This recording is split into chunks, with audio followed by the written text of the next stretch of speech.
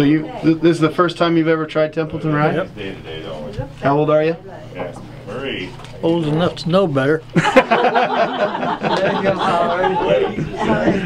91. 91. Looking good. You never had any of the old stuff before or anything? I didn't say that. Not that you want to admit. That's fine.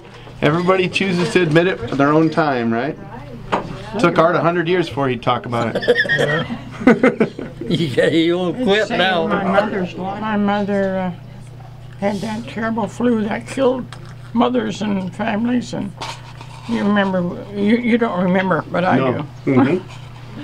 But yeah, that, and they had Dr. Carlisle here. He tried everything to save my mother, and he finally said to my dad, I don't know how I can do anything more to help. And he said, we have one more chance to go to Templeton and get some Templeton Rye. And I'm going to try to doctor her with that if you can find it. So my dad took off to Templeton, and he got that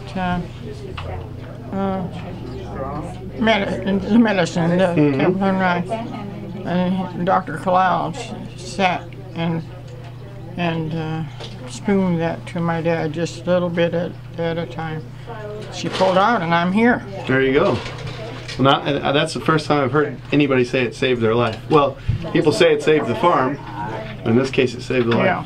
Mm-hmm. About what year was that? Would you say? 1929. And what was your mother's name? Clara Lamp. Yeah. Clara Lamp. Yeah. That's a good story. Mm-hmm. This is interesting though, Jason. She lives in this is Florence Carson. She lived in the same section as where I grew up. Same section as my dad. And we were always neighbors and stuff. Sure. We had several sales for him.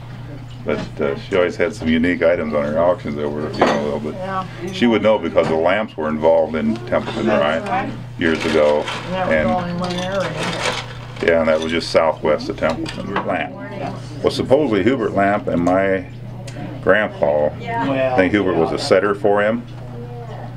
And then they went back and forth, what it was. Yeah, that's possible. They run the still, because Grandpa always talked about the lamp. What's a setter?